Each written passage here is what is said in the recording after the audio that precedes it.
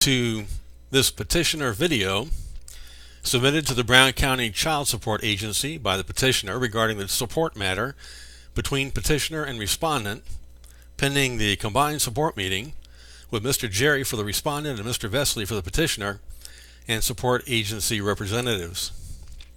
The petitioner's request of this meeting is that a consensus be reached about the concept and specific date for sunsetting of all support matters. The request for a sunset date is based upon the proposition that if all current factors remain in place, petitioner's total support arrearage and interest owing will sunset on November 1st, 2016. Why now? Why a request for a meeting now? All required data is at hand, so a meeting can be very productive in bringing to a close this long-standing support issue. The petitioner's income has been unchanged since the last hearing in 2012. The petitioner's support payments have been unchanged since 2011, when they increased from $1,000 per month to $2,148 per month. The Social Security Disability Direct Payment to the children ends 7/10/16 when the petitioner and respondent's youngest child turns 18. The child support obligation accordingly ends 7/10/16 as well. Why now? All pertinent calculations and methodologies are at hand. An accurate figure for support owing 2009 to present has already been demonstrated per Attorney Amy, in the meeting with the Child Support Office and the attorneys in 2013. Also, Mr. Jerry and respondent's proposal in their letter of February 19th, 2013 provided the last two crucial pieces to the puzzle, including crucial insights into calculation methods from that time forward. Jerry and the respondent proposed a date certain, May 1st, 2013, and an amount certain going with that date, or associated with that date, of $44,135, upon which calculations could be based moving forward. And the amount certain referred to the outstanding arrearage and interest. The petitioner completed his review of the 5/113 proposal in 2014, accepted it, and referred the matter to his attorney, Mr. Vesley. To sum up, it is possible now to determine a final sunset date based upon appropriate use and corrections based upon past and moving forward of judges' orders 2007 and 2012 and related calculations, values, and methodologies per Judge Warpinski and Mr. Jerry. Also, the Child Support Agency meeting of 2013 established a baseline for further evaluation. Background. It will be helpful to explore at least briefly the background of the support matter. In 2007, Judge Warpinski established a support owing formula, an income formula to be recalculated annually with a reset date of May 1st of each year. The details of the formula were that imputed income would equal petitioner's Schedule C gross business income plus disability income. The imputed income would then be modified by a deduction of 50% of the Schedule C business deductions, 4-year rolling average of income, children's Social Security disability income, and high income payer adjustment. The process worked very well for 2 years, 2007 to 2009. Mr. Jerry provided the recalculations each year, and the Child Support Agency adjusted support owing each year. However, since 2009, the annual reset has not been done, and reasons for this are lost in the mists of time. Because the annual resets were not calculated or adjustments to support owing made, resulting errors compounded.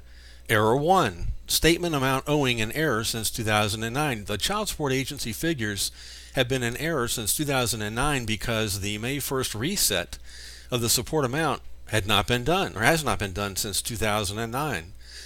According to the 2007 Warpinski formula, the annual imputed income decreased continuously from 2009 onward. The corrected figures were not employed by the Child Support Agency. Thus, the apparent arrearage on the statements began accruing at a much faster rate than actual arrearage. Error number 2. There's been no adjustment since the 2011 Sentinel date of 1/1/2011, when the petitioner's garnishment increased from $1,000 per month to $21.48 per month. Consequently, since 1/1/2011, petitioner has actually been paying down outstanding arrearage and interest because the Warpinski order actual income kept decreasing, and as of 1/1/2011, petitioner's garnished payments exceeded by a large margin the ordered amounts. The meetings to address the accruing errors. The first reconciliation meeting with the Child Support Agency occurred in 2013. Attorney Amy of the Child Support Agency worked with Mike Jerry for the respondent and Larry Vesley for the petitioner to craft a proposal that rectified the errors compounding since 2009. Attorney Amy affirmed the presence of and extent of the compounding errors since 2009. What happened after the 2013 agency meeting was that the petitioner accepted the Child Support Agency finding regarding outstanding arrearage and interest and the adjustment thereto. The respondent did not. However, the respondent's attorney, Mr. Jerry, submitted a counterproposal in his letter of 2/19/13.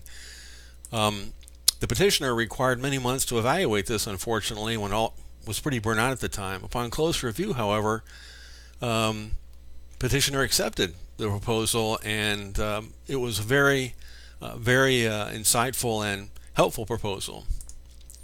Again, going back to the date certain and amount certain, the two key figures regarding outstanding arrearage and interest from the Jerry respondent proposal were the date certain of May 1st, 2013, and the amount certain of $44,792, in addition to half of the shared children's medical expenses. This date certain and amount certain allowed for the creation of an aggregate figure, which would start out at $47,135, including the medical costs, on 5/1/2013. And it can then, the calculations regarding support owing, outstanding arrearage, interest, etc., can be determined based upon external factors acting upon the aggregate figure, starting with that 47,135 figure. And the factors acting upon the aggregate figure are the decreasing values for ordered annual recalculations of support owing, and these ordered amounts have been declining since 2009, as noted above, and the increasing arrearage interest paid since Sentinel date of 1/1/2011, increased garnishment, and the increasing values of interest on the remaining aggregate figure through time. In other words, in just a second we'll review how all this can be, but because of outstanding arrearage issues, even though the arrearage has been getting paid down since 1/1/2011, the interest on the outstanding arrearage through that time has kept an upward pressure on the aggregate figure that the respondent and Mr. Jerry established in 2013. The aggregate figure is the fundamental amount to be acted upon again by all prior orders, and primarily Mr. Jerry's values and methodologies, bringing us inevitably to the sunset date to a final value of 0. The aggregate figure is so important because it allows final calculation of a sunset date. A quick review, I think, will help, not in terms of an interpretation of the slides, because all of this in much more detail is available in hard copy, but a schematic of the elements of support modifying the aggregate figure, I think, will give an insight into the processes that have occurred through time and that depend upon one another for understanding. First, we find that upper left-hand corner here, the support owing according to the Warpinski-Jerry formula, 2007. These arrows point to each year and the amount of the calculated monthly support owing that should have been reset May 1st. So in 2008 it was 2759, and that's what it stayed. That was memorialized somehow in the Child Support Agency statements. But as you can see, the figure dropped to 1994, 1693, 1711, 1691, all according to the Warpinski formula from 2007. And no adjustments were made for this on the Child Support Agency statement. So that's the support owing. Over here we have the support paid, which since 1/1/2011 has been $22.48 a month. The difference between then the support owing and the support paid becomes the overpayment calculation. Where we have $22.48 minus the calculated monthly support owing.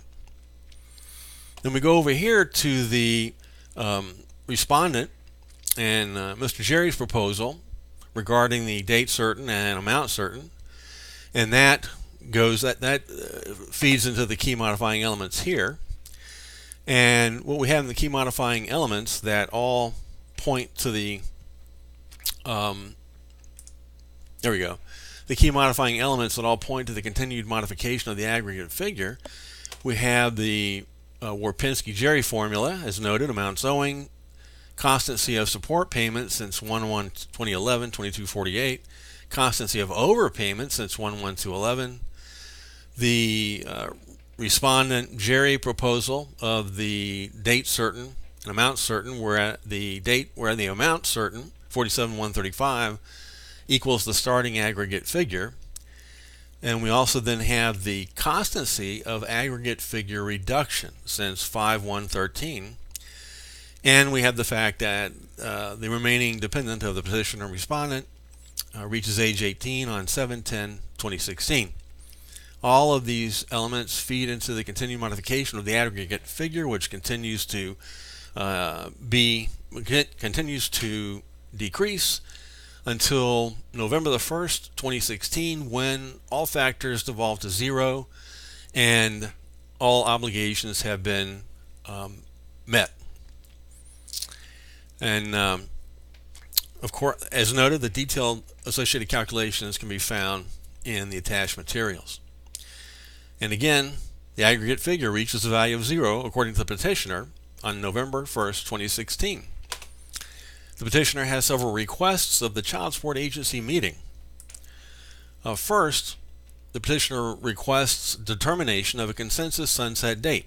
It is unlikely that petitioner's interpretation of the data giving us a November 1st, 2016 sunset date will be the date that is considered best per the Child Support Agency and or the respondent.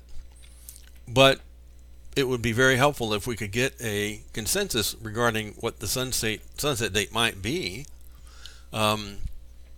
moving forward. Also, the petitioner would request correcting entries in the child support statements to the end that the amount owing for outstanding arrearage and interest currently is listed as $122,000.